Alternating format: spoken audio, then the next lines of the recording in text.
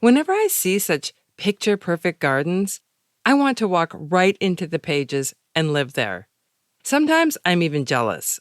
I wonder, how can she get her plants to all look so perfect? It doesn't seem fair. I'm sure I work just as hard, and yet my garden is never that orderly. But I know things aren't always as they seem.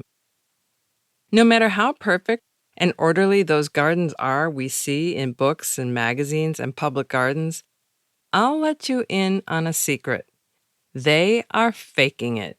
I know this because I used to work in advertising.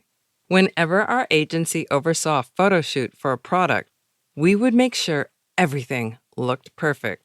If a glass of milk needed to look frosty and inviting, we would put a gel-like substance, similar to a rubbery glue, on the outside of the glass.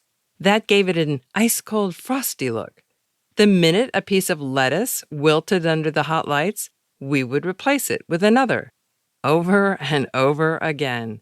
Produce was misted with a product that beat it up to make it look just washed fresh.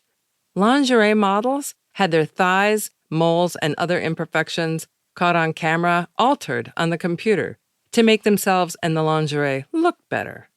All this image management for perfection happens in garden photo shoots too. Every dead flower head is removed, so the whole plant looks as if it just burst into bloom all at once. In your garden and mine, flowers come and go intermittently over several weeks. In the photographed garden, every open space in the flower borders is filled with a potted plant. They either bury the pot or take it out and plant it, but just the same, they fake it. Everything is trimmed and neatened like your garden would be too, if you had a staff to help you. In real gardens, like yours and mine, weeds exist. Real gardens have plants die for no apparent reason. Real gardens don't grow all tidy and perfect.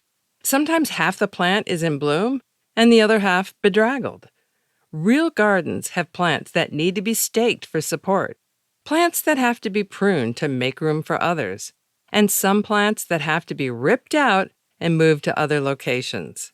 Real gardens are not picture perfect. That is a contrived artificial look reserved for photo shoots and professional staffers who specialize in making things look good. We should remember this when we look at another's perfect life. That just isn't reality concerning the human condition. Nothing and nobody, except Jesus Christ, is perfect.